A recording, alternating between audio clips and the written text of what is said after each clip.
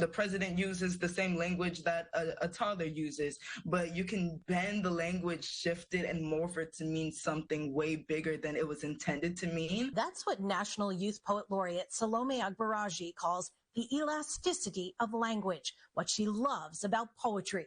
We spoke to her via Zoom from her freshman dorm room at Harvard, where this lover of modern scribes, Kendrick Lamar, J. Cole is super good. Hasn't yet studied the classics, but she's opening up to it. So I think I will dabble a bit. I was a little like, I'm used to poetry being this way, and I do it this way. And she's been doing it since she was very young.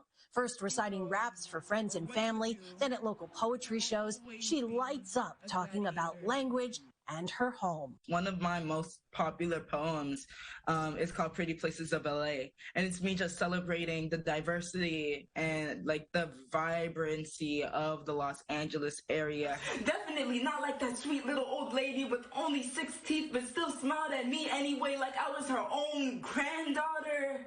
From Instagram posts and local shows, she's now performed at the United Nations, the Golden Globes, halftime at a Rams game, and just a few months ago in a talent show at Harvard, where she says she was stunned by the response. People went crazy, and I thought that I appreciated the love, but I was like, I mean, at home, if you're not a poet, then your cousin is a poet, or your mom was a poet when she was younger. Like, poetry was so much part of, like, Southern California culture. And then I talked to some people, they're like, no, from where I'm from, like, I've never seen a live poetry performance before you 5 seconds ago.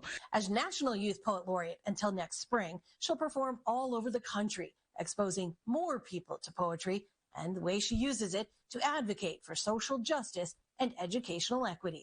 And at the end of day, you see a million stars in an obsidian sky, ozone unobstructed by carbon clouds. In West LA, Lori Perez, KCAL News.